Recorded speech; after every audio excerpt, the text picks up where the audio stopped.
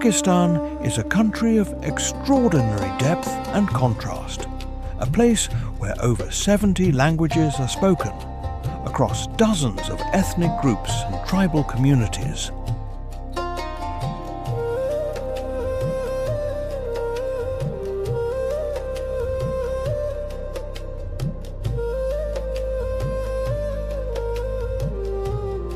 It stands at a civilizational crossroads, South Asia, Central Asia, and the Middle East, shaped by millennia of human migration, trade, and tradition.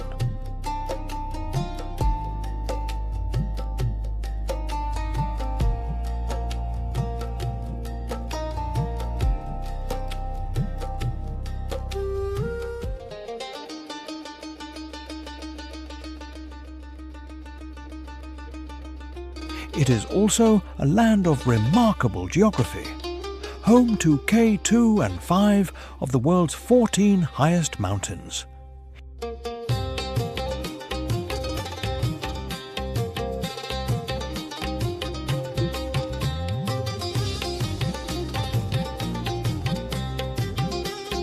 Its rivers and plains have supported agriculture for thousands of years, while its people carry traditions of resilience, craftsmanship, and community.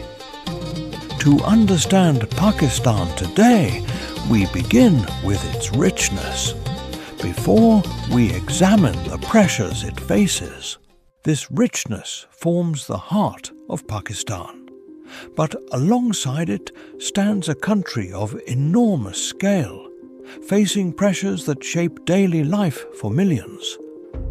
Understanding Pakistan today requires looking at both sides, its depth and its demographic and economic realities.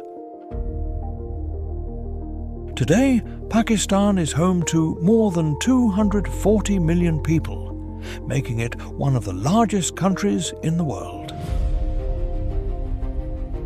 Its economy has grown over time, but income per person remains modest.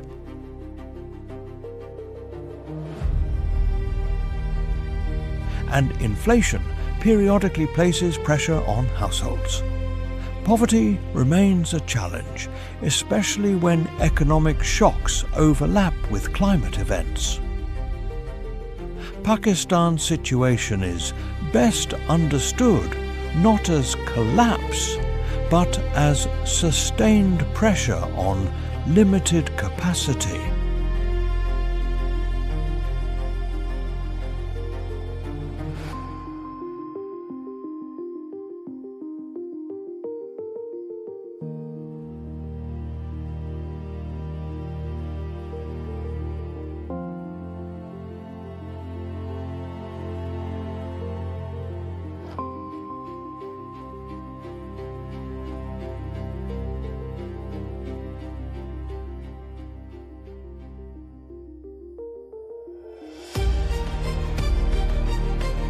Pakistan's population is deeply diverse.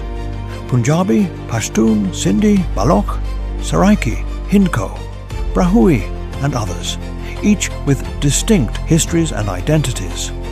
This diversity enriches culture and community, but it also requires inclusive, coordinated institutions to ensure equitable development.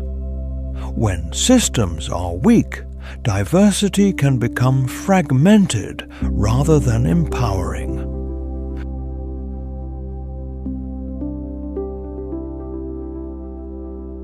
Education is Pakistan's greatest long-term constraint and its greatest opportunity.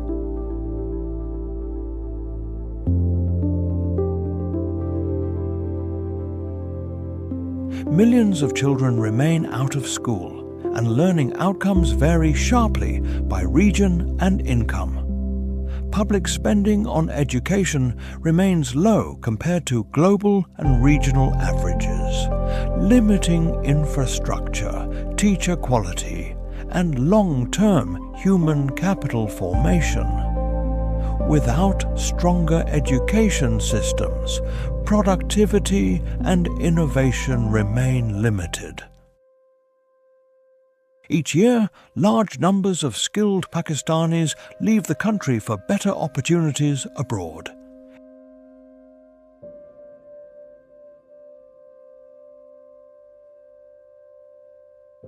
Engineers, doctors, IT specialists, academics, talent that could drive domestic growth instead contributes to global economies.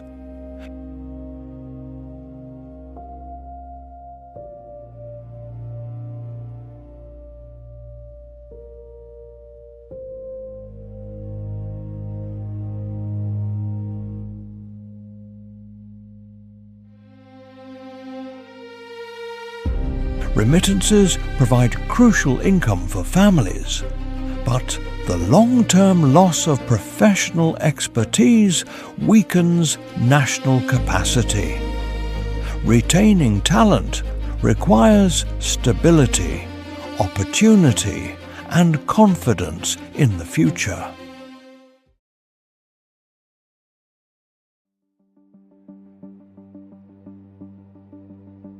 Pakistan has meaningful natural gas reserves.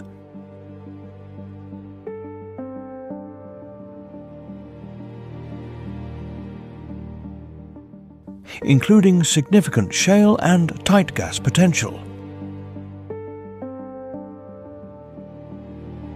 It has hydropower resources, growing solar opportunities, and an established nuclear energy sector.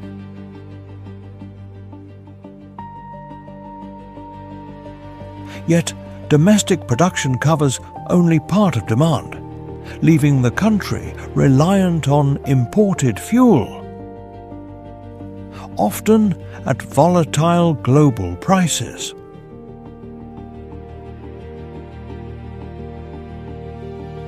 Pakistan's energy system presents a striking paradox. On paper, the country has enough installed capacity to meet national demand. In reality, chronic electricity shortages persist because capacity cannot be delivered.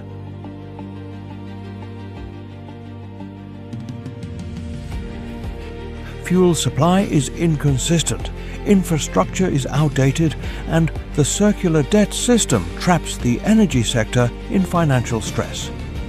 Domestic gas production is declining, while LNG imports strain foreign reserves. The problem is not the absence of resources, it is the lack of coordination across the energy chain.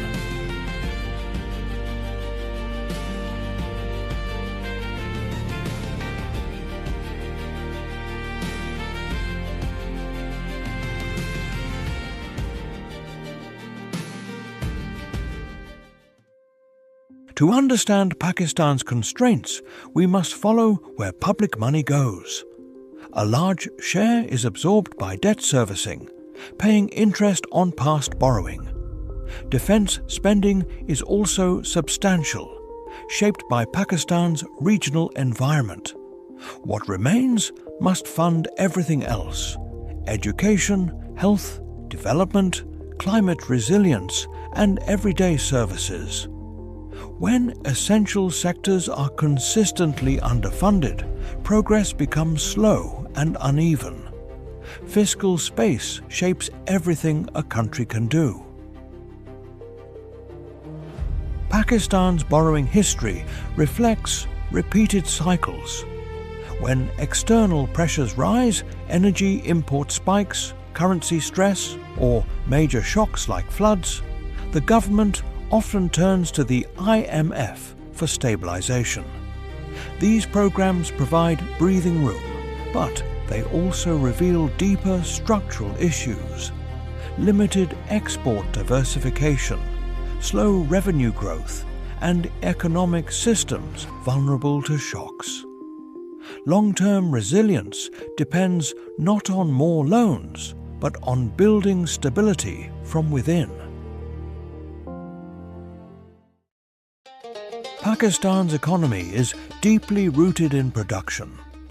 Millions of people work in agriculture, manufacturing, and small-scale industry. producing goods that reach markets around the world. The country is one of the world's largest producers of cotton, supporting a vast textile and garment industry. From spinning and weaving to cutting and stitching, garments form the backbone of Pakistan's exports and employ millions across urban and rural areas.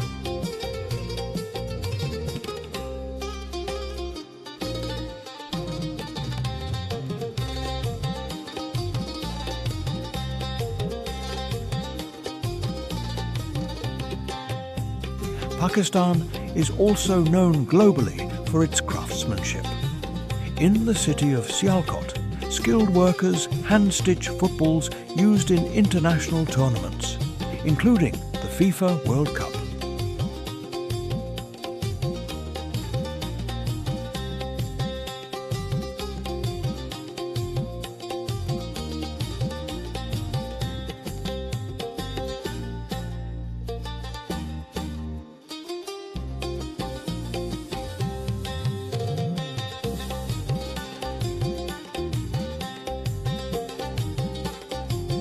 Agriculture remains equally central.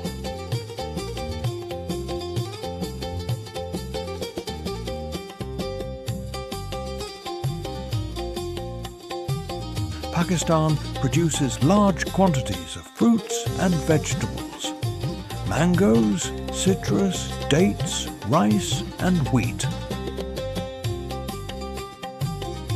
Supported by the Indus River system and centuries of farming tradition. Yet, producing goods is only part of the story. The true economic impact of exports depends not just on volume, but on value, diversification, and position within global supply chains. Pakistan's exports are concentrated with the potential for very high value, but currently at low value.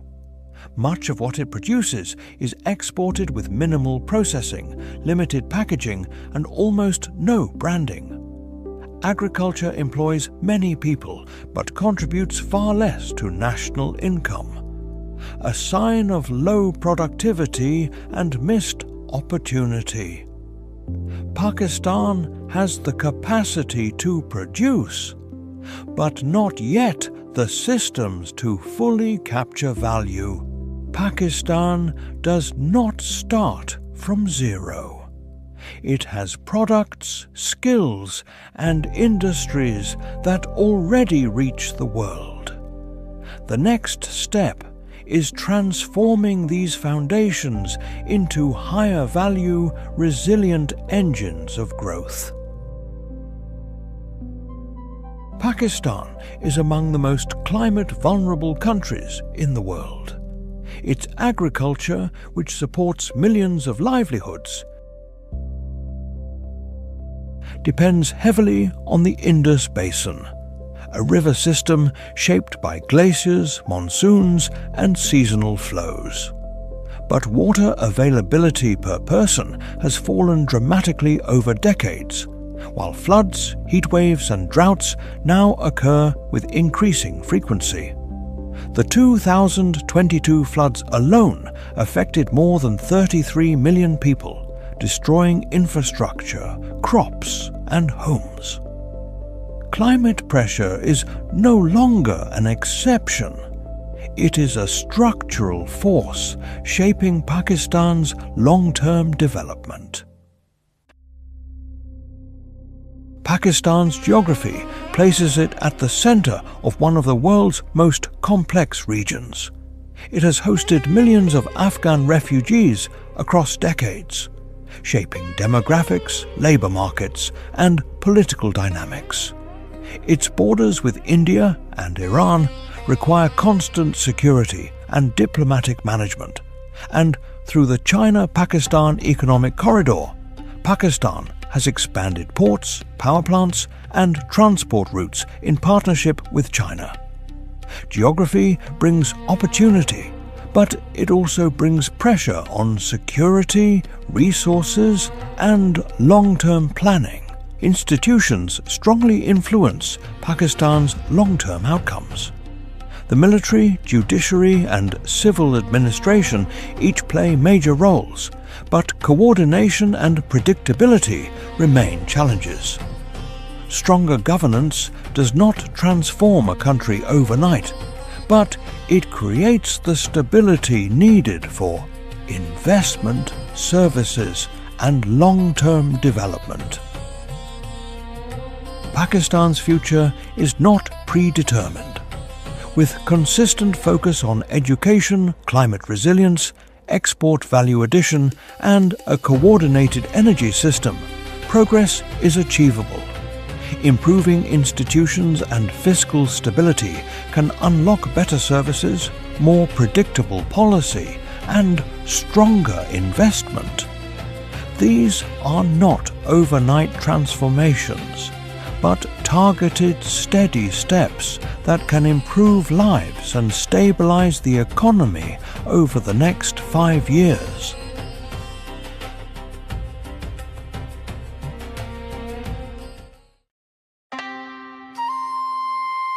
Pakistan's story reflects challenges shared by many high-population, climate-exposed countries.